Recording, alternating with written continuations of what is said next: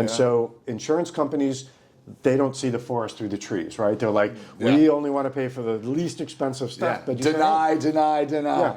I said, you might do better, actually financially better, if you would just say, let our patients go directly to IVF when they want to. Right? Yeah. So we all hate insurance companies. Yeah, we all hate insurance companies. Yeah. I think there's going to be a special place in Dante's Inferno for them, but I will keep that to myself.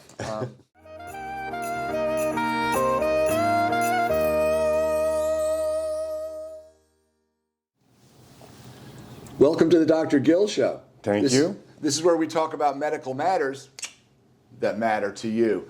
My guest today is Dr. Randy Morris. Good morning, Randy. Good morning, Gil. What a pleasure it is to have you here. Thank you. Appreciate the invitation. Randy means a lot to me. This is the first time we've ever sat down in person, but I feel like I know you. Randy has, what I'm going to say, is the best YouTube channel for infertility information in the world. Oh, thank you. Randy started Infertility TV in 2011. He now has 250,000 subscribers. He's had over almost 36 million views. And I'm a subscriber, and I get your feeds every time a video comes out, and I find them tremendously valuable. Thanks. I do see you occasionally in the comments section, and I appreciate that. It means a lot to have colleagues, knowledgeable colleagues, who say, hey, this is good content, rather than people who may not know the difference between good or bad content. Right, because you get what you pay for. Yeah. It's free, and there's a lot of information out there, isn't there? Too much, perhaps. Too much, yeah, and people who call themselves doctors or call themselves experts that are maybe not. Maybe not so much. You know, YouTube did an interesting thing a little while ago where for years they didn't have any sort of vetting. But now, if you are a licensed physician in the United States, you can actually apply for and receive the designation on your YouTube page saying, this video comes from a licensed practitioner, in the United States. You still can't see it unless you actually click, to get to their home channel, but it's better than what it used to be. Well, you truly are a board-certified reproductive endocrinology and infertility expert, and a pleasure to have you on. Now, you have hundreds of videos discussing the full range of fertility issues, and we could talk for weeks and weeks. But today I'd like to talk about just some highlights. I'd like to talk about some of your recent videos because they're probably a little sharper in your brain.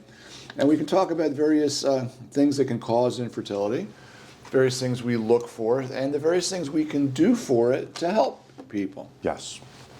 And one thing I want to say right off the bat, and I'm sure you agree with me, we're all very busy. We don't need to make business. We don't need to what's called upsell in the retail world. I'm most of the time trying to downsell. I'm trying to do things quickly, safely, and cheaply, get usually couples, on their way to start families. Do you agree with that?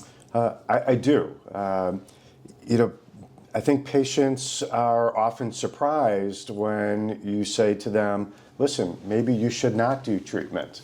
And they're like, what do you mean? Doctors always want to push you to do surgery and to do expensive things. And I'm sure there are some that's what they do. But on the other hand, I don't want to do that. If I can't help somebody, I really don't want to push that patient through some treatment that's ultimately not going to help. Yeah, I just look at my list. I say, believe me, Mrs. Smith and Mrs. Jones and Mrs. Miller are going to need IVF and surgery. Let's help you as economically as possible. So I want to dispel that myth right off the bat. Now, there's a lot of topics we could talk about. And one thing else I want to mention before we get into this. You are strongly based in what's called evidence-based medicine. Yeah. The strict definition, or one of the strictest definitions, is that you have a study, it's controlled, it's randomized, you've got what's called a placebo arm. We love these, what I call tight studies, clean studies that show differences and whatnot. And if you want to retreat to minimalism and with conservative, very definitive decisions, then that's where you go for evidence-based. There's some things that you can't prove with evidence. You're not going to randomize. There's a very famous study in Lancet years ago on parachutes. You're not going to have half the people jump out of the airplane without parachutes, right? You know parachutes. Is that really in Lancet? Oh, yes, that was a very famous Lancet article, maybe 20 years ago at this point, disparaging our exclusive use of randomized controlled studies. And they made a valid point. That's interesting. Yeah, I was not aware of that study, but yeah, I do like that analogy. Yeah. So there's different ways of knowing, and this is getting philosophical, and we'll maybe talk about this kind of stuff at the end.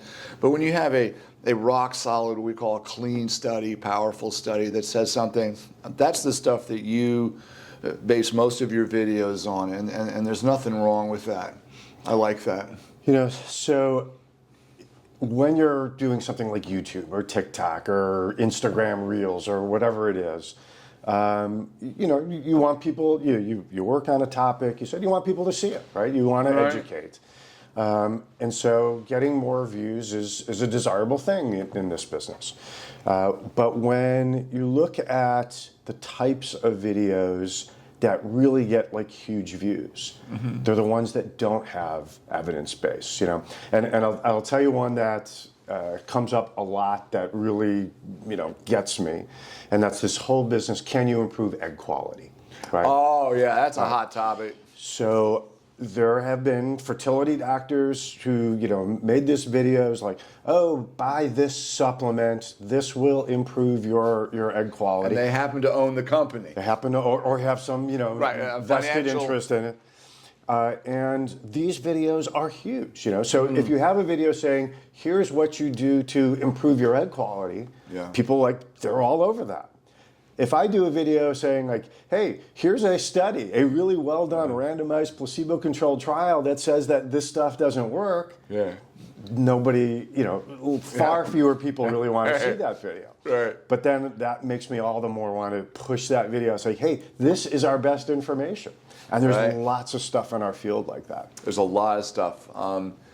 You point out that a lot of desperate people, and I find that in the cancer field and the infertility field, people are always looking for something special that those mean doctors in the United States will not give, so they'll fly to Central America to some island and get some cancer treatment, or they'll go to, one of my favorite ones is these reproductive, I'm not going to make a lot of enemies with this, but reproductive immunologists who think it's all immunology.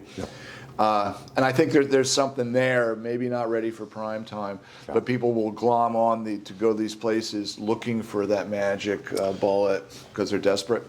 Pseudoscience is an expert mixture of actual scientific fact and lots of fantasy. And you mix them together well enough, it's hard for many people to tell the difference. So there's an immunologic problem called NK cells, CD56 cells, which is something that people have studied as a potential cause for miscarriage. And we saw a lecture on that yesterday, you and I. Yes. And so you say, we have NK cells, and NK cells are in the uterus, and NK cells are measured higher or lower. And these are all true facts. But then they say, okay, well, here's our miracle cure that will now eliminate all of your miscarriages. And they're like, oh, wait, hold on. Yes, this is a fact, but we haven't proven this other part.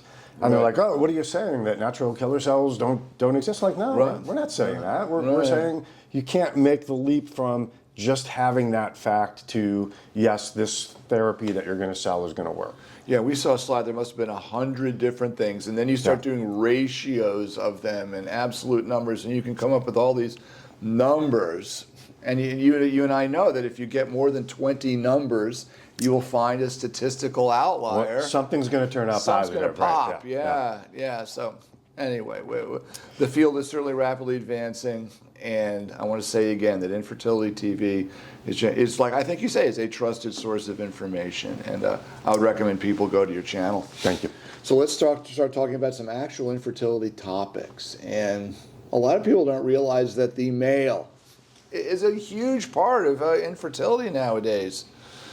Yeah, low sperm, low performance, low desire.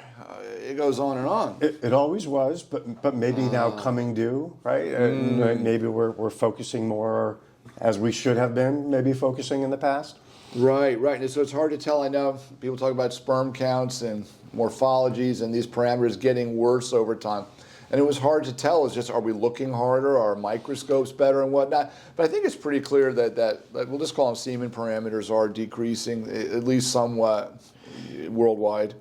Yeah, it is hard, I think, to make those distinctions. Yes, there's definitely been some studies that said that these numbers are declining. Other studies that say, well, maybe not. Maybe the stuff that we were looking at in the past wasn't as accurate as we thought it was, and there really isn't this decrease. Yeah. Whether there truly is or not, it's at least worthwhile to say, okay, let's make sure that it's not. If it is, what are we going to do about that? How can we, help prevent further deterioration in the future? Right, right, right. And there's an expression called a canary in the coal mine, and I find in the Midwest people don't know what that means. In Pennsylvania and the East Coast, the old coal mines, way back when, immigrants would come off the boat and they would take the most dangerous job because it was something, and they would go down the coal mine with a canary or a little bird in a cage. Yeah.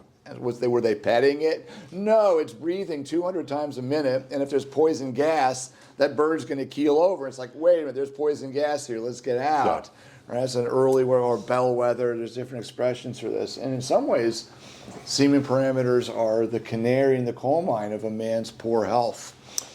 I think that there is something to that. So we've known for many years, for example, that guys who have an abnormal semen analysis are more likely to be diagnosed with testicular cancer. Right. Or any cancer. Really? Really. Yeah. We have guys come in, they have a cancer, they need to freeze sperm before chemotherapy, and not infrequently there's no sperm there, and it's because he's been sick for a long time. Yeah. Diabetics is another one. When we have guys, sometimes couples have infertility because of guys who have erectile dysfunction. Right, there's performance. They can put it in, it looks good in the cup, but it's not working in the bedroom. But erectile dysfunction is another, canary in the coal mine for cardiovascular disease. These guys are more likely to have heart attacks and strokes. So we have a couple that comes to see us for fertility, and we say, okay, listen, but on the way out, make sure you schedule an appointment with your cardiologist because this might be predicting that. Yeah. So, and by the way, I think that infertility in general is sort of underappreciated as a bellwether for general health, male and female. Yeah, right? Exactly. Good point. So a guy comes in, we've got a couple. We usually get a semen analysis. There's a new company now, and some guys are reluctant to do it in our facility. We have a lot of cute names for our facility where this happens. But nowadays there's a new company out that actually allows you to make it at home, and they've got a special kit where they mail it, and they seem to be getting pretty good numbers. What do you think about that? I haven't looked at the data. Okay. So, obviously we're here at this conference, and they have a gigantic exposition hall with all of these vendors, and I saw, the vendor that you're talking about with this home collection. So, traditionally there's been three parts to the semen analysis, right? Tell me. The numbers of sperm, the movement of sperm, and their appearance under the microscope. So you say, all right, generally we have guys collect in the office. We're doing that evaluation within, 30 minutes or so. But now you have a guy who collects at home. He puts it into some special container. He sends it through the mail or some other means to a location where they then do the analysis. So now you have maybe 24 or 48 hours or even possibly more between collection and evaluation. Right. So you say, all right, these three different parts of the analysis, are the numbers of sperm going to change in 24 hours? No. So you could probably get a pretty decent count. Will the appearance or shape of the sperm change after 24 or 48 hours? Again, no. And we'll talk more about morphology because, as you know, I have a video on that. A good one. The one thing, though, is the movement of sperm.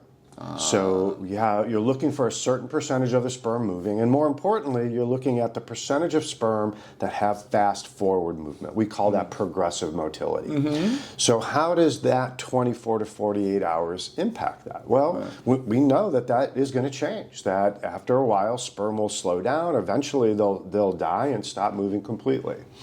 So then they'll say, well, we have a special formula, a media, a solution that you put the sperm in that will keep those sperm healthy and moving. And I'm like, okay, but that's a big lift. You've got to prove to me that that really does not change in a large variety of men, guys who have great movement, guys who have average movement, guys who have poor movement, and say, all right, yeah, we looked at this and we compared it to an analysis that we did right at the time of collection. And again, I haven't evaluated this company, but that's the stuff that I would want to see before I start recommending that to my patients. Right. Now, human reproduction is very inefficient. Like I tell everybody, it's a lot of fun. It ain't very effective. Yeah. And when you're trying to have a baby, the fun goes out of it too, which I try to tell a 17-year-old that, but fact of life. So we do a lot of inseminations, Randy. We try to give the sperm a boost to get lots of sperm up in the tubes, which is where you want them for something like a natural conception, a natural process. And people might say, gee, well, my numbers are good on paper. And I would argue, well, you've probably been trying at home for a long time. You're here in front of us because you're frustrated. And one of the first things you can do is give them a boost. It's funny because we do practice similarly. And so I also tell patients about the inefficiency of human reproduction. And I always like to say, we think we're really good at this. we're not.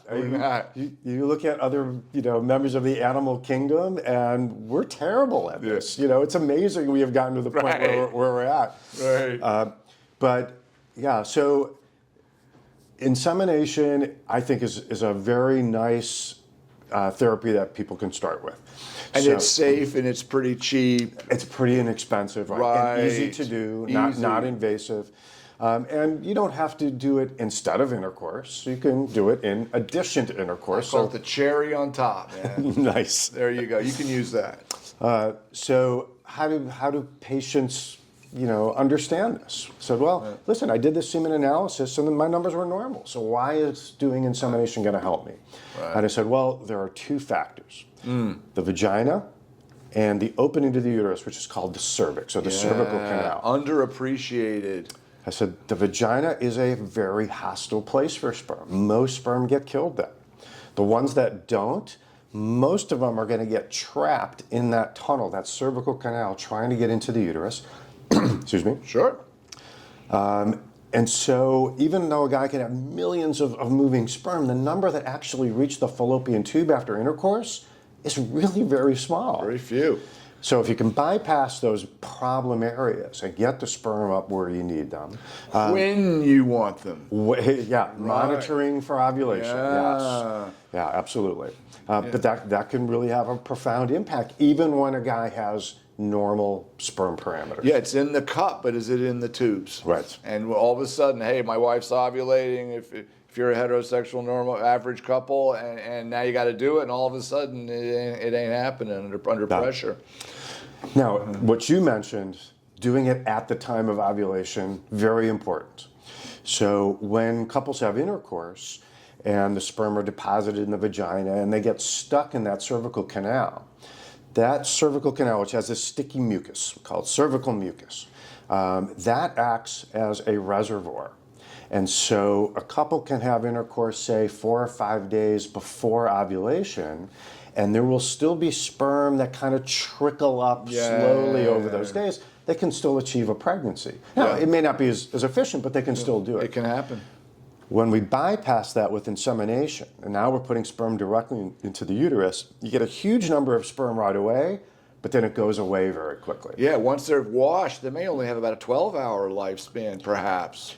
And so you have to make sure that when you put those sperm in, that it's on the day of ovulation. You can't do an insemination 5 days beforehand and expect it to work. I call it hitting a home run, Randy. You know how you hit a home run? That ball's coming 100 miles an hour. You're swinging that, but you only got a couple milliseconds to make it. You got say, hey, I got a big bat, I got a fastball. Yeah, but are you whiffing? Are you getting that direct hit for that home run we're looking for? And so it is a benefit to patients, but you have to do it right. And that makes our job a little bit harder.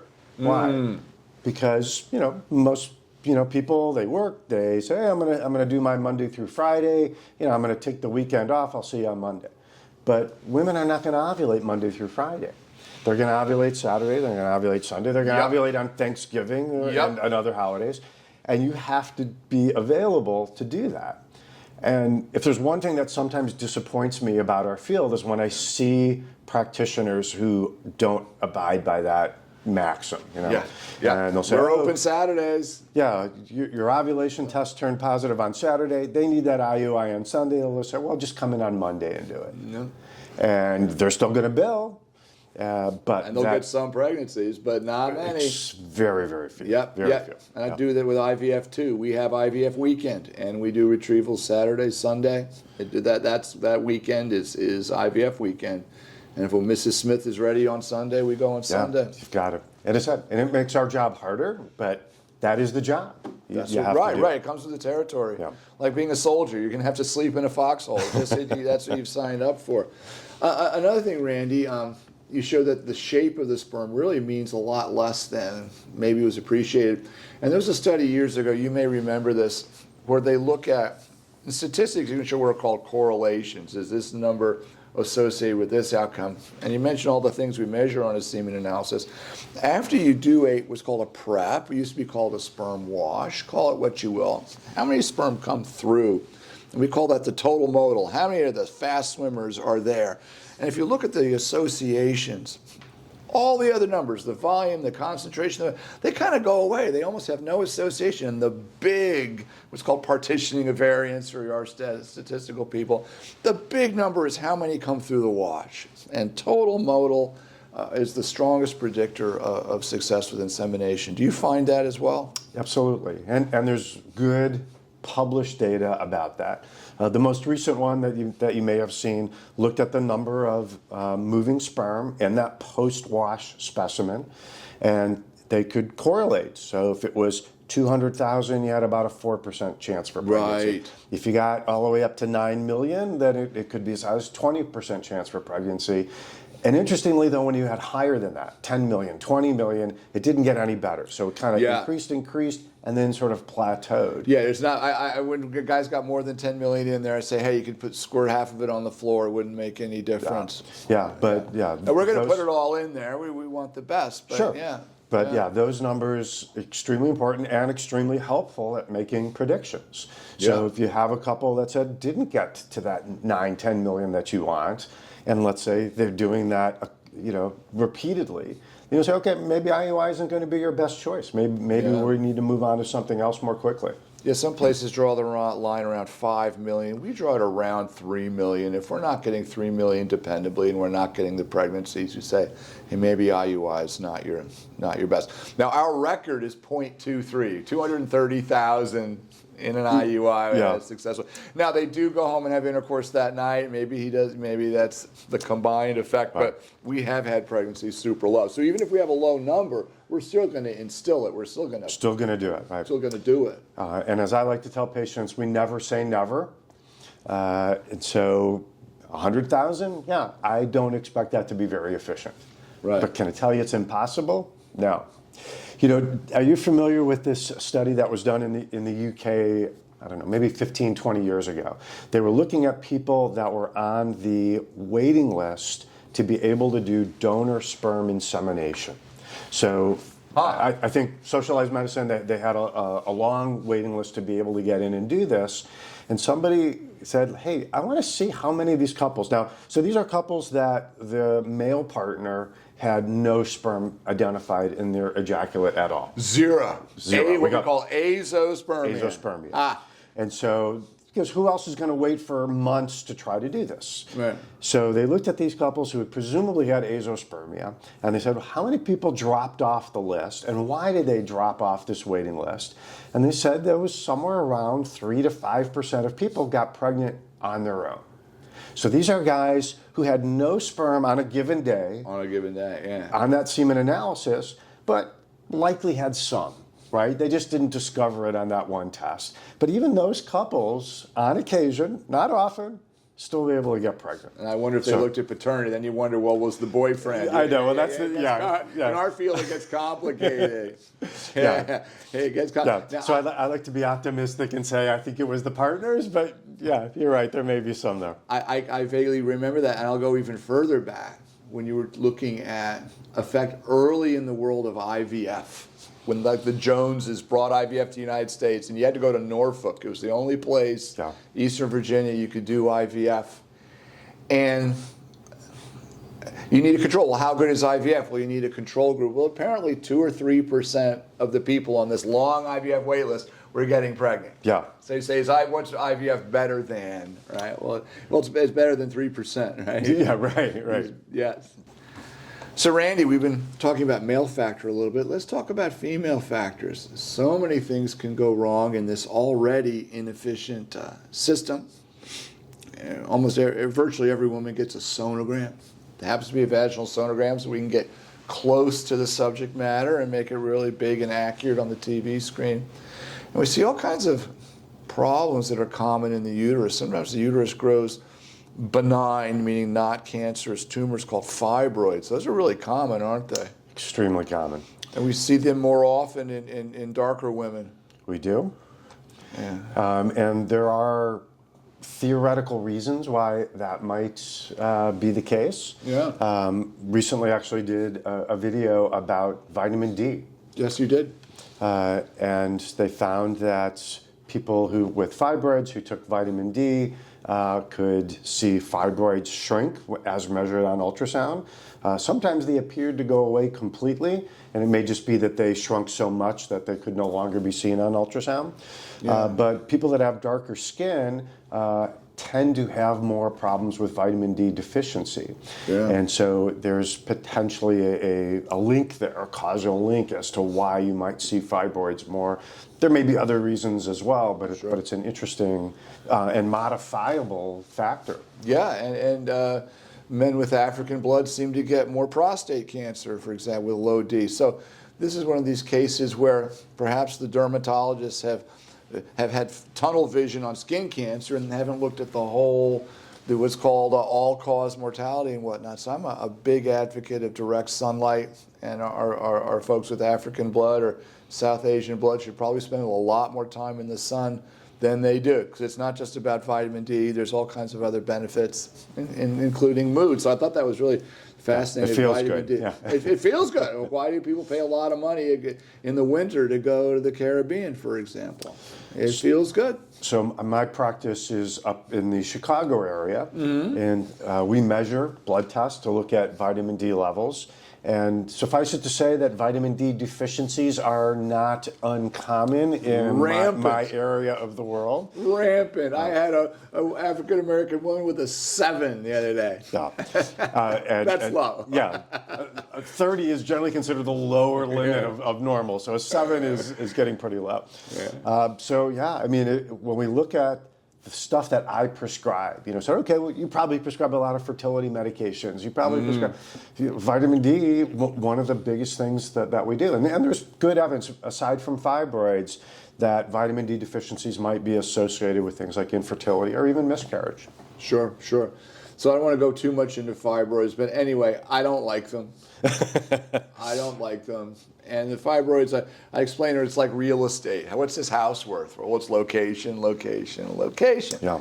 And fibroids are similar to that, but there's some data to show that once they get to be about 2.5, 3 centimeters, there's really no place to hide. And even though they say, well, it's not pushing on the cavity, you still have a tumor that can secrete hormones, it can die, it can cause premature labor, maybe miscarriages. So I'm more aggressive taking them out and repairing the uterus, since we're getting really good at doing this through the telescope. It's minimally invasive surgery. Yeah. I'm probably less aggressive than you, just based on what you said just then. Yeah. There was a study in which they looked at women with fibroids. They looked at the position, they looked at the size, they looked at the number of fibroids, but they didn't remove them. And they followed these women over time, and they did an analysis and said they could not identify any impact, regardless of how big they got, whether there was one or more than one fibroid. The only ones that potentially made the difference are the ones that you said, the ones that are either inside the uterine cavity or pushing in on the uterine cavity. Right. And so we take a more hands-off approach at my center, IVF1, and we'll definitely go after the ones we think are a problem, but said we tend to leave a lot that maybe others might remove. Yeah. So I just wanted our audience to realize this is a gray area. And since every fibroid is different, they're all... No pun intended, since they look gray on the look ultrasound. gray, yeah, right. And it's not clean black and white data on this. And this is where going to an experienced expert like you or me might sway us to go one way or the other. And an important thing there, in sort of a larger concept, we try to do evidence-based medicine, as you said at the beginning. We do. But a lot of times we don't have the great evidence that we want. Right? There is no, randomized controlled trial for this or for that, and so we have to sometimes take our best guess. And so you have different physicians, well-meaning, educated physicians, who can look at data and sometimes come up with different conclusions. Yep. And that's not wrong. That's science. That's medicine. Right. And so I wouldn't say to somebody like, oh, this doctor told me that I should get my fibroid removed, and you're telling me I'm not. Is he or she wrong? And I'll say, no, they might just have a different perspective, or they might be looking at a different, endpoint. But for a lot of this stuff, we don't have an exact yes or no answer. Right. Yeah. I like to say that our decisions are informed by science, but they're not necessarily scientific. In some cases, yeah. And that can be frustrating to our patients, right? Right. You're the doctor. Right. Give me the answer that I need, and we don't have the data that we need. And then you get doctor shopping. You go around until you find what you want, and that's going to happen. It is going to happen. So, that's going to happen. And especially now on the internet, and people get their health information from a zillion different sources, sometimes they come in with a preconceived, here is what I think is the right answer, and if the doctor doesn't agree with them, going to go find a doctor that does. Yeah. So we want a good uterus. We want tubes that are not only open but functioning.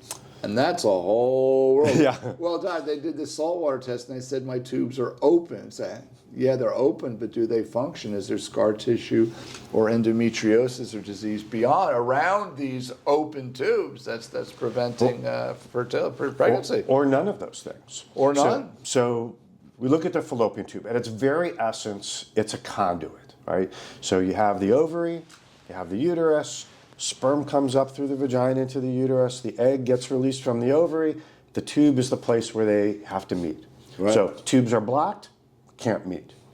But what if the tubes are open? Well, the tubes aren't a garden hose, right? They're not just this passive thing. They have muscular contractions. They have secretions. They have tiny little hairs called fimbria that move things up and down. Cilia, yes. They have electrical impulses that go up and down. Wow. So our tools, a saline ultrasound or an X-ray test called a hysterosalpingogram, we can tell if there's a blockage. Really easy, black and white.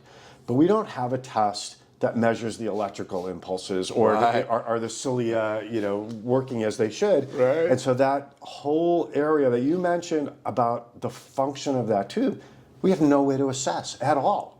And so we have to assume or hope that those other things are functioning as they should, but we don't know if they are. Yeah, so I want people to understand as well, that remains a gray area. And I explained that the only way that the best information is a laparoscopy, where you go in and look and you can see the environment around the tube. You can more definitively see if it's open, if it looks good. But even a good looking tube, you get recurrent ectopics not working as well. Might still not be functioning as you would hope. Yeah, so it's a continuum, and the tube tests are not black and white, essentially I wanted to say.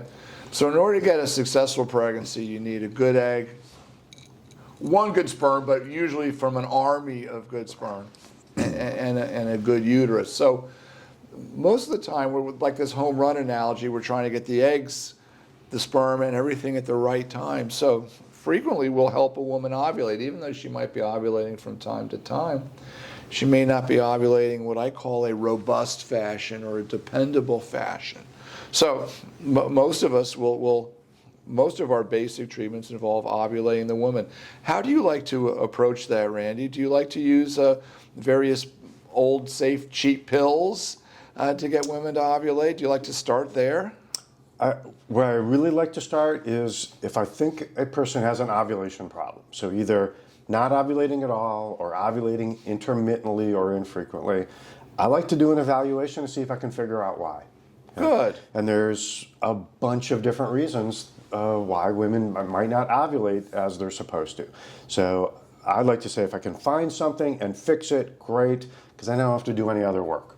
Go home, get pregnant on your own. Give it a few more months. But unfortunately, a lot of times we'll do that and we won't find the answer. And in those cases, we use fertility medication, and the two main categories are pills and injections. The injections actually work better. Right? We get more people to ovulate, we get more people pregnant. There's some debate about that. In my hands, they work better. But then we're looking at... They're harder to do, right? They're injections versus pills. And then we've got the twins and the multiple pregnancies and stuff. Yeah. So I will say to patients, listen, we want to use a fertility medication. Here are these two kinds. This kind works better, but maybe let's start with this other kind. Let's do something that is easier, less expensive, has a lower risk for multiple pregnancies, and do it for a few or however many months. If it doesn't work, we can always then go to that more aggressive approach later. Yeah, step it up. So the two pills we use most commonly, one is called Clomid. I believe it came out in 1968. It's way before my time, Gil. I was a little kid, came out in 68. And then we always borrow these drugs or similar drugs from the cancer world. It's an estrogen receptor modulator. It's like tamoxifen, that kind of stuff. And then there's a drug that blocks the production of estrogen, an aromatase inhibitor. The most common one is letrozole or Femara. And that's gotten a lot of popularity in the past few years. Some people love Femara, some people still love Clomid.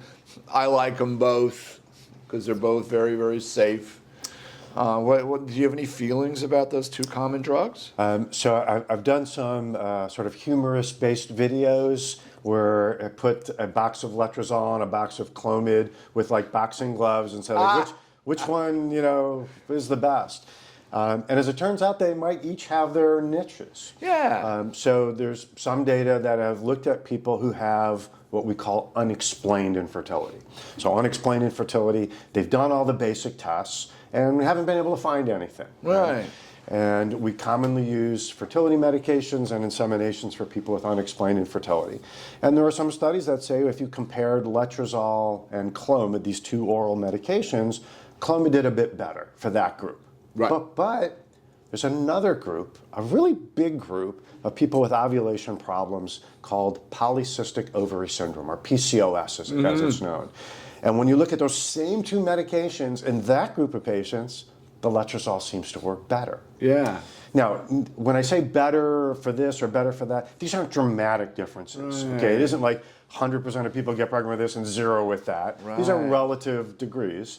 But I use that and I say, all right, listen, I think you have unexplained infertility. I'm going to recommend Clomid for you. You have PCOS. I'm going to recommend letrozole for you. Right. Yeah, so these are flavors. They're not absolutely black and white. And something recently, you may know, the generic Clomid went away for a while. We've got these weird supply problems here in the United States. And so now we only have the expensive name brand. So you know what, Mrs. Smith? The letrozole's still generic. It's 10 times cheaper. I think we'll try the letrozole just because for practical economic reasons. Yeah. So you practice in Missouri. Yeah. I practice in Illinois. And one of the differences in those two states is Illinois has a law which requires coverage for fertility treatment, including fertility medications. So that type of choice, we don't have to face that as much. Yes, there are some people that don't have insurance, but most will have coverage for that. So I don't have to worry about using that aspect of it for, at least in this case. The cost doesn't make as much of a difference. Very interesting. Now we do, certainly in my experience, I mean, there's some studies that don't show much of a difference between injectables and Clomid. We see a big difference. And in fact, it depends, and your success rates depend on who walks in the door. I mean, some years are easier patients and some are tougher, and there's natural variability. But not too many years ago, we have this internal data, we follow this. We had a 35% pregnancy rate in our injectables insemination group versus your 17 to 20% in the orals. And granted, it was 1 year, but boy, it was rivaling IVF in a way, at least in the national numbers. I mean, I would agree with you. Okay, and we talked earlier about sometimes we don't have all of the data that we might like, or the data is somewhat gray. There are some studies that say that injectables have a higher rate than Clomid. There are some that said maybe it's not so different. But when we looked at it in our practice, it was clearly better. Okay? Yeah. So my big concern with the injectables is they are a lot more expensive to do if you have to pay for them. But more importantly, the risk for multiple pregnancies is much higher. Now, with Clomid and letrozole, if we say multiple pregnancy, we're usually talking about twins. Gee, right? I've only had one triplet my entire career on Clomid IUI. Two for me, right. Two, So right. Exceedingly rare to have more than twins with Clomid. But with injectables, not rare, right? Not rare at all. Maybe 7-8% of the pregnancies that we get are triplets.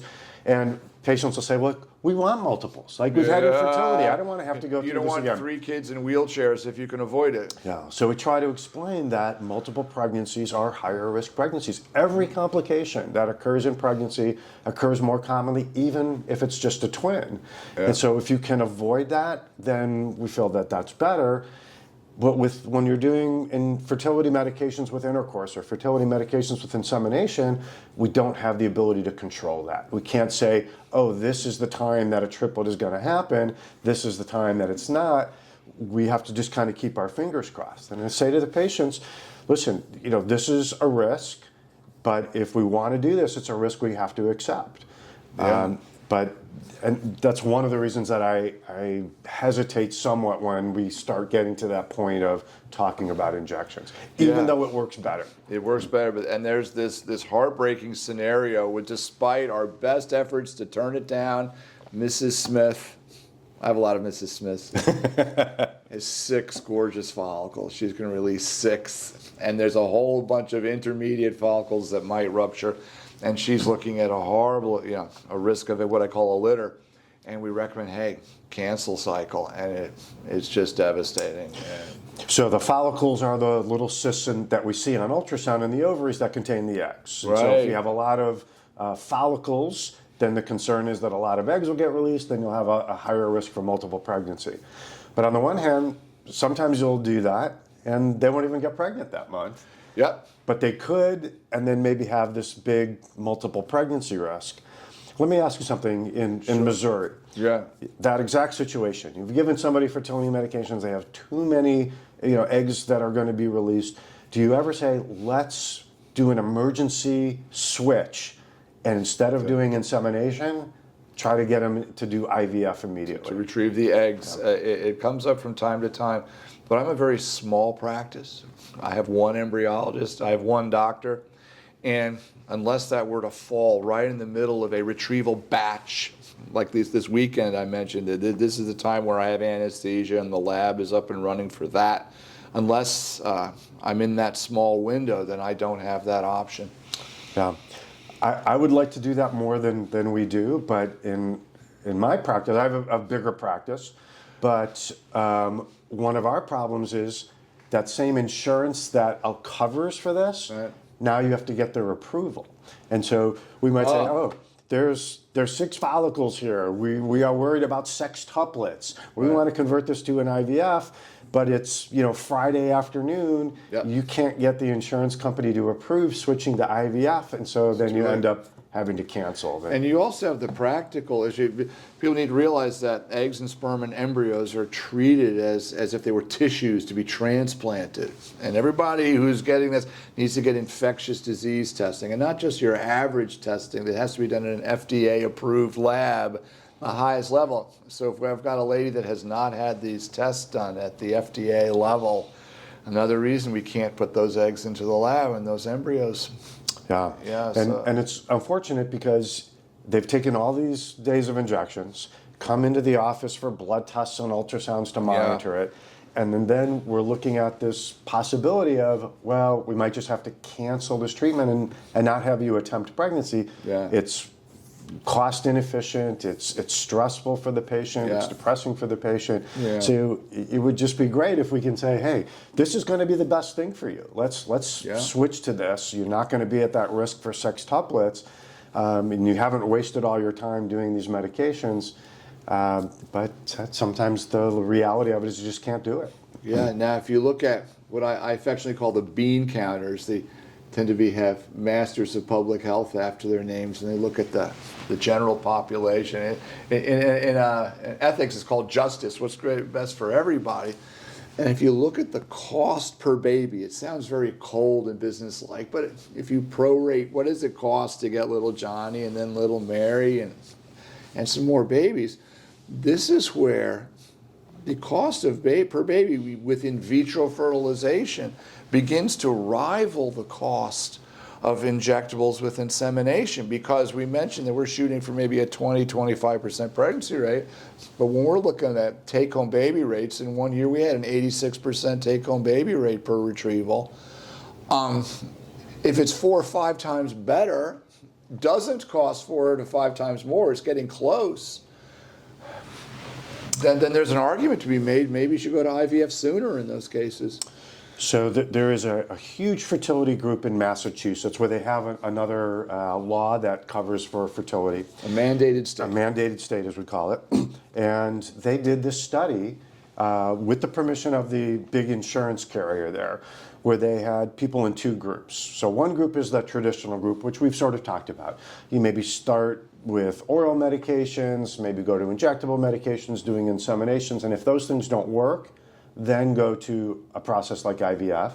And then they had another group that just went straight to IVF. And then they compared the costs of each, and as you said, like how much does it cost and how much time does it take to get that baby? And they said that IVF, even though it was a lot more expensive to do, was so much more efficient that you were actually, the cost per baby was comparable or maybe even lower than the other way.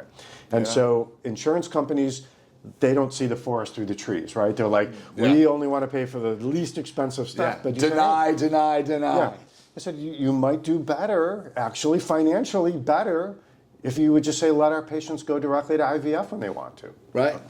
Yeah. So we all hate insurance companies. We all hate insurance companies. I think there's going to be a special place in Dante's Inferno for them, but I will keep that to myself. So sometimes, Randy, we put all this love and care into a cycle, and we want our patient to be successful, and we make this beautiful looking embryo with normal chromosomes. And we've done all this work, and we do this beautiful, smooth, effortless transfer, and the woman doesn't get pregnant. It's a bone that sticks in your craw, and it hurts, and I'm sure it does for you. It's this bone sitting in my neck that, gee, we did everything right. The patient followed all our instructions. We did the whole thing right, and the embryo doesn't implant. It's of course devastating for the patients, but it's also devastating for everybody who takes care of that patient. The whole team. Yeah, the embryologists, the physicians, the nursing staff, the sonographers. Everybody wants that to work, and when it doesn't, it's horrible for everybody. We tell patients come to me and they'll say, I don't understand. Everything was normal, so why didn't it work? And I always say, well, that's not quite the case. We can say everything that we can see is normal, but there's lots of stuff that we can't see. So you say, all right, you take that embryo. 2 things basically that we can assess about an embryo. What does it look like under the microscope? And does it have the correct number of chromosomes? Okay, and we'll say, yeah, those 2 things looked fantastic. But what other problems are there? Well, I've been practicing long enough where we did IVF before the ability to test chromosomes was even around. Right. That's called PGT, pre-implantation genetic testing. Uh-huh. And so there were lots of times where we would put beautiful looking embryos into the uterus. We wouldn't get a pregnancy, and we'd scratch our heads and wonder why. And then we had the ability to look at the chromosomes and we'd say, look at it, there's this beautiful embryo. It doesn't have the correct number of chromosomes. Of course that wasn't going to work. And now I wonder, now we can test chromosomes, but what other things are we missing?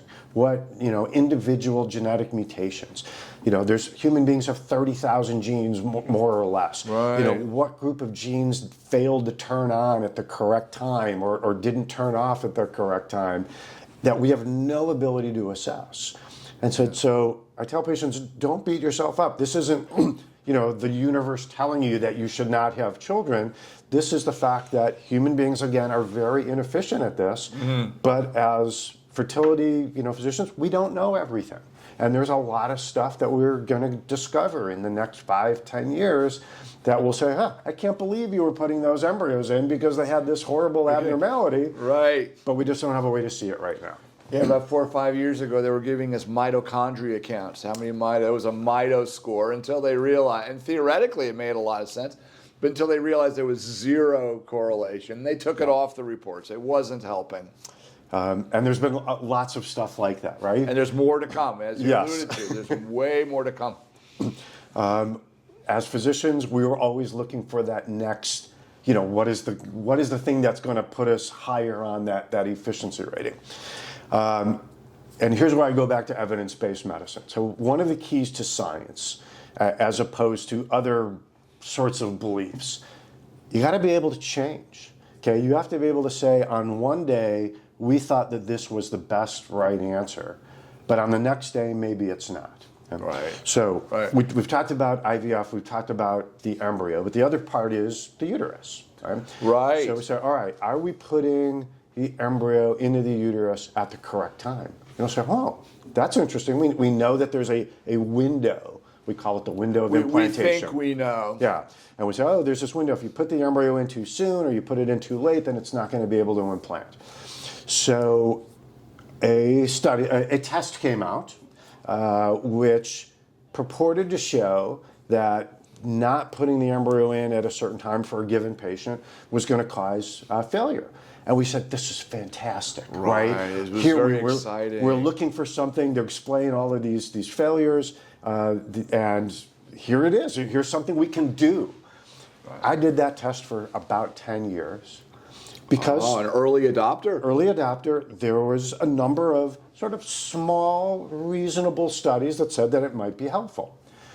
But then after about 10 years, there were bigger, better studies. And now there's been multiple studies that said that changing the time that you put the embryo in is not helping. Like you weren't getting more babies at the end of the day. And when you did the test and you made the adjustment and you got a pregnancy, it may not have made, you might have gotten a pregnancy. You might have gotten it anyway. You'll exactly. never know. You never know. And it seemed like, this was the answer for this lady. So if you go back in my YouTube, filmography history, I have videos talking about doing this test, and this is what you need to do to achieve IVF success. But now I have newer ones that say, you know what, I was wrong, but we didn't know it at the time. And the pendulum swings. And that is science, and you have to be able to say to the patient, hey, listen, I know I recommended this to you last time you were through, but I'm not recommending it anymore. Why? What changed? New science, better science than we had. So Randy, we've been talking about the frustrating situation where we put a beautiful, we think normal embryo into the uterus and it doesn't implant or it miscarries early. And we're talking about, well, maybe it's not the embryo, maybe it's the uterus. And if we test the uterus, these various new tests coming, maybe we can further improve success rates. Now, there's another test that has come out that purports to find endometriosis in the pelvis, signs of endometriosis in the pelvis and the lining of the uterus.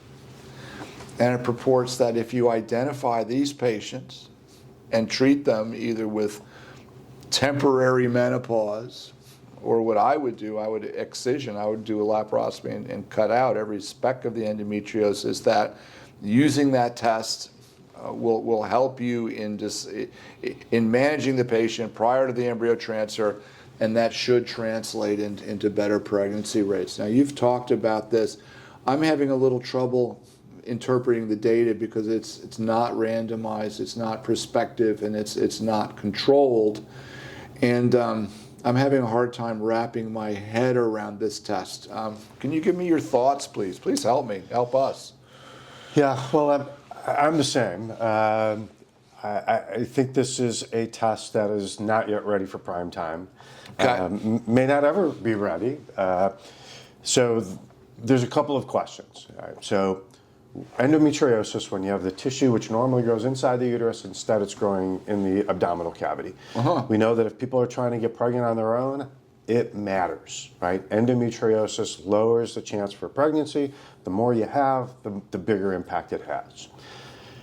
If, however, you're doing IVF, does endometriosis matter? And there are some studies that say, no, maybe it doesn't. There are other studies that said, yeah, maybe it does. So again, that's the first question mark. Right, and if it did with IVF, you figure that'd be a perfect control. Women with it and without it, and they seem to have the same pregnancy rate. They seem to have their same rates, right. Which, yeah. It seems if it were a big effect, you should have been able to, you have the power to measure that effect. Yeah, and we have a big database. I mean, in the United States, we have this database where everybody is supposed to submit their results.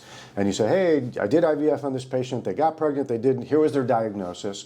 And so you can look at pregnancy rates by diagnosis. And when you do that, endometriosis does just as good as like black tubes does. So, all right, so that's the first question. Right. So the second question is, can this test accurately predict, without doing surgery, whether a patient has endometriosis or not? Okay? And then the third question is, if endometriosis matters, and if this test is an accurate way to assess whether they have it, will doing these various treatments, like putting people on medication to suppress their hormones for 2 or 3 months, or doing surgery, will that improve your IVF pregnancy rates? In my opinion, all three of those things are still questions for this test. Now, why do doctors recommend it? Because we're just like patients. We want to be successful. We want to do something. Yeah, and if somebody is having, they've done a couple of transfers, they've failed to get pregnant, we would love to have something to help them. And so we say, hey, listen, let's do this. Well, what's the harm? Well, the harm is cost. These aren't cheap things to do.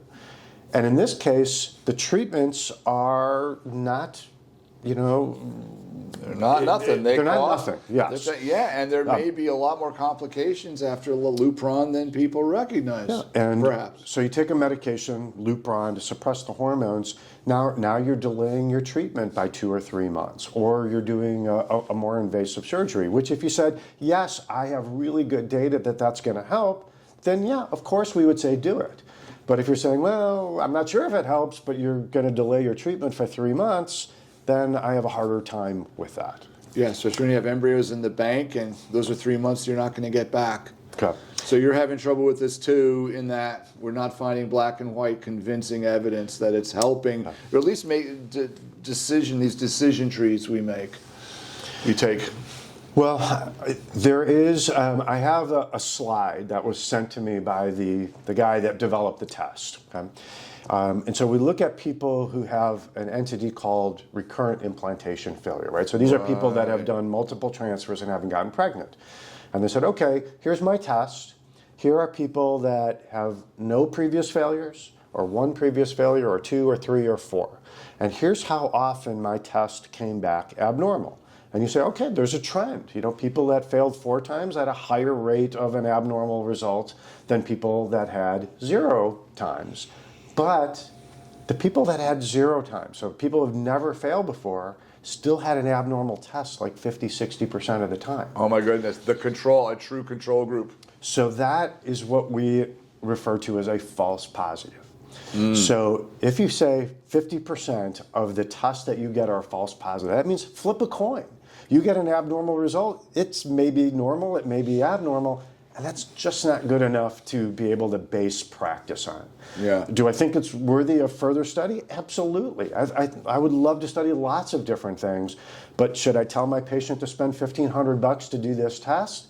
No, I don't. Right, not ready. Good. All right. So that's very helpful to me, and I don't feel like such an idiot for not being able to sort this out. You know, it's hard. Science is hard. Yeah. You have a very difficult job, right? It's a difficult job, and Yeah. you get thrown all of this stuff. You know, there may be things that you have really great expertise in, like surgery, for example, but there may be stuff like, like molecular, sciences that maybe you weren't trained on. It's hard to interpret medical literature, and sometimes we get fooled. I was fooled on this one test for a decade. Right. But as long as you're willing to consider always that what you're doing might be wrong, might need to be changed, then you're still a good doctor in my mind.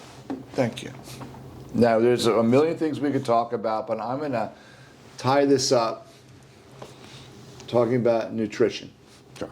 And I'm going to get on a soapbox here, Randy, so please pardon me. I think reasonable people can disagree. And there's a wonderful joke about jokes, Randy, and it goes like this. A Hindu, a Muslim, a Jew, and a Christian walk into a bar.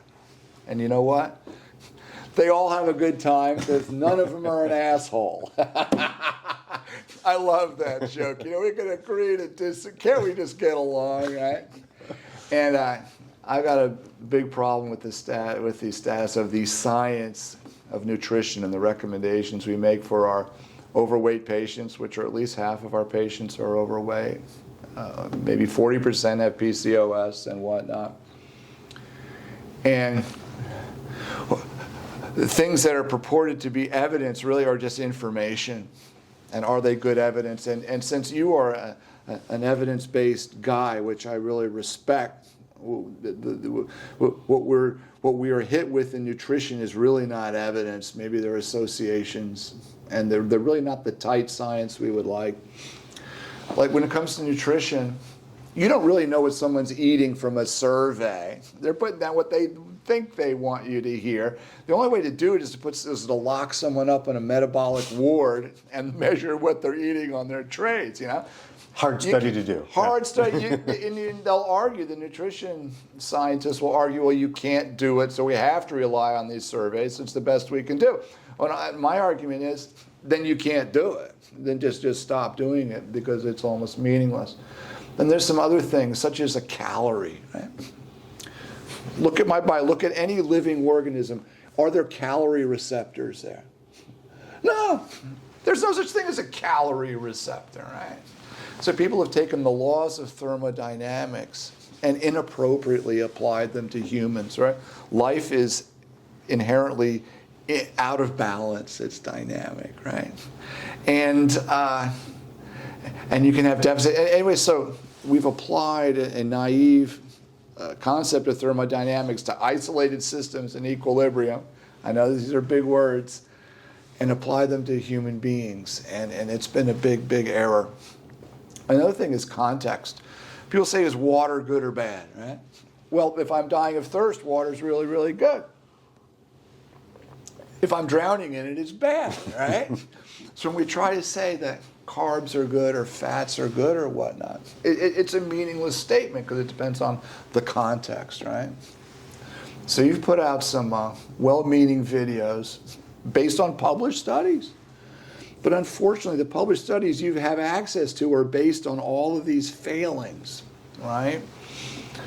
And, weight loss and obesity is a tough one. So I want to tell you my feeling, and then I want to hear your feeling.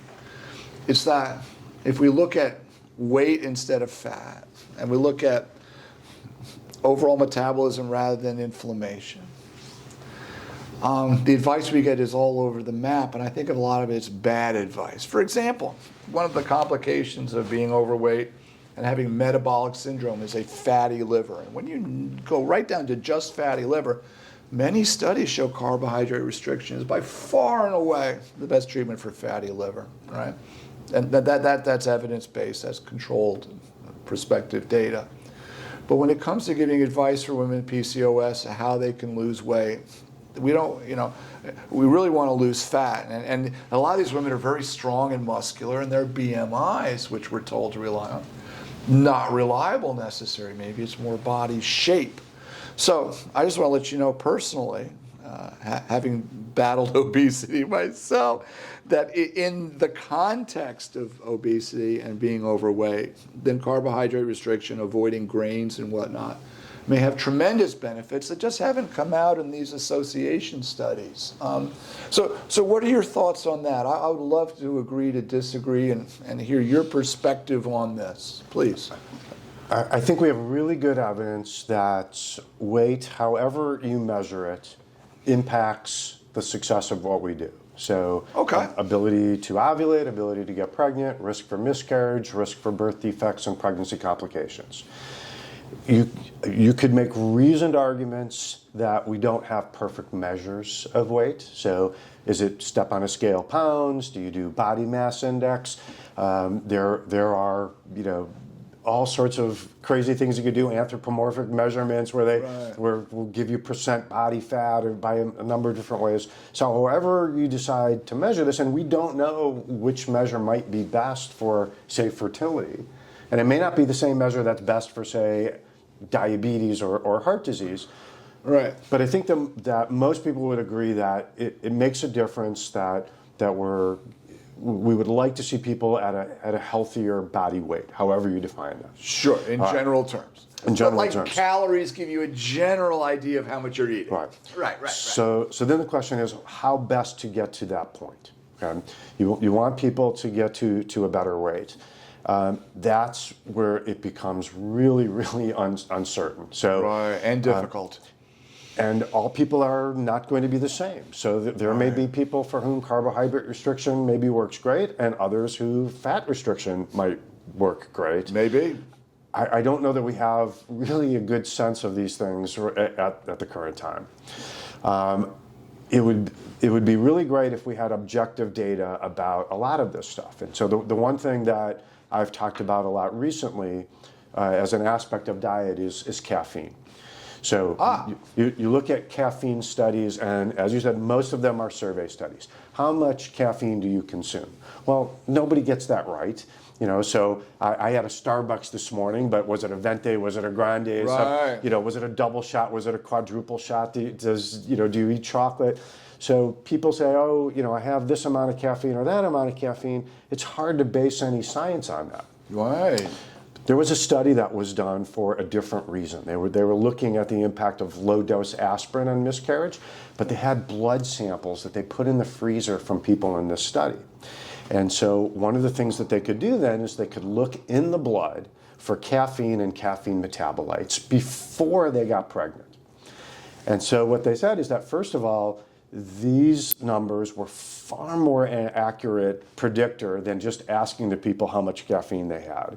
Right. And that they found that if you had any amount of detectable caffeine in your blood before you conceive, within the month of category, okay, 5 times higher rate of early pregnancy loss. Okay? Oh my goodness. Yeah. So I tell my patients, I want you to avoid caffeine, and to which they always say, what do you mean by avoid? It's like it's a vague term, right? What does zero mean? Right. So I bring this up as an example of that is an isolated case in which we could look at a dietary thing and really come to a fairly clean answer. Okay? Mm-hmm. But we don't have that for Mediterranean diet macronutrients, or all these other things. Right. And unless we do, we're going to be struggling for correct answers. Yeah. I tell my patients, if you think that you can stay on a low carb diet, I don't have any evidence that that's worse. I'm just not sure if it's better. And if it seems to work for you, then go for it. But on the other hand, if getting rid of carbs or refined carbs, that's more difficult for you, but you think you can get rid of excess fat, then try to go with that. And until we have a better, more precise recommendation, then I just say, we don't have the evidence. You can try these different things. Okay. Now, I would argue we can do a little better than that. for example, you mentioned the DASH diet in one of your videos. For PCOS, yeah. Right. And the DASH diet is trying to lower fat and lower cholesterol, which have both been shown to be absolutely no impact on health and maybe bad things. This whole low fat, low cholesterol thing was a boondoggle. And so I would throw that diet right out. Well, but for the DASH diet, as I talked about in the video, specifically to help with weight loss for people with PCOS. That's the only sort of corner where I said, and they compared it to another type of diet, and those people did better, at least during the duration of the study, right? Which is a short time. Relative to each other rather than relative to what might have been way better. Because you're limited by what's in the paper. Yeah. And another thing that comes up in the Nurses Health, I think it was the Nurses Health Initiative data, they're trying to say, well, one more serving of this, like fish is better than this, or red meat always comes out on the short end of the stick. Because these are surveys, and they're trying to get statistical power inferences that are totally inappropriate. With these kind of studies, you've got to show something is 4 or 5-fold different, and trying to get a 15% or one serving of this is absolute bullshit, and you can't get it from the data, and it's torturing the data to get it. And one more thing, I'm going to make some more enemies here, Randy. The research is coming from departments at universities that are vegan. They have a vegan agenda, and I don't want to get into all this and make people help me, but there's a strong push for plant-based foods for many different reasons that aren't necessarily health-related. They want to save the planet. Well, that doesn't mean it's healthier. I mean, I'd be okay. These people say, look, and they can show me, and they haven't convincingly shown me this either. They say, hey, you got to eat crap, and it's not going to be good for you, but we got to save the planet. If you could convince me of that, I'd say, all right, I'll eat bugs, I'll eat grains, or all right, I'm okay with that if there's a greater good, but just don't tell me it's healthy. Yeah, and I said, so you do a study, maybe it lasts 12 weeks, okay? Right. 6 months. And so you can make conclusions and say, hey, listen, during the 6 months, doing this diet, we saw this endpoint. Your cholesterol improved by X amount, your blood pressure improved by that amount. Right. But then are these things sustainable over the long term? But then those studies become increasingly hard to do. Right. There was a TV show on, I think it might still be on, The Greatest Loser. The Greatest Loser. Okay. Oh, the greatest tragedy, yeah. So they did a study where they looked at people who won their season of Greatest Loser, and they followed them up years later. Oh, tell us, Randy, the devastating news. The devastating news was that although they were successful, they went on strict diets, they exercised like crazy, they lost immense amount of weight, much more than people could normally lose. But over the long term, a year later, 3 years later, 5 years later, that stuff is unsustainable. And they gained it all back, Randy. They gained it back. They either gained it back, or they said that they have to spend all of their time, like all of their free time, doing exercise and stuff to maintain it to where they had no life anymore. Yeah. And of course, then that brings us to, well, what about these new medications that are out there? But that's probably another episode. Oh, it's magic. A whole nother topic. Yeah. So, Randy, I want to thank you for a very stimulating conversation. You've been a big help to me, and hopefully you've been a big help to our audience. I want to encourage you, keep doing the fantastic work. I know you're a fantastic physician. You've got great IVF success rates. Your patients love you. You were able to score a new partner, which is very hard to do nowadays. There's very few reproductive endocrinologists being trained and minted now, and to be able to get an excellent one and get her into your practice, good for you. Kudos to you. Thank you. May your practice continue to grow and prosper. May you continue to make the world a better place and make a difference. Thanks, and I could put that right back on you. We've heard wonderful things about you. And by the way, we sometimes have patients that sort of cross. Sure, it's a small world. Yeah, so we say, hey, here's a patient that is up here in Chicago, but they're doing their IVF down in Missouri. Can you do blood tests and ultrasounds? And we always love to do that kind of stuff to make their lives easier and Yeah. that way you can help your colleagues as well. We call that satelliting, and it's being done less and less, and I'm very grateful you still do that. Thank you. Well, thank you once again, Randy, for a great conversation. Thank you. Thanks for the invitation. Appreciate it.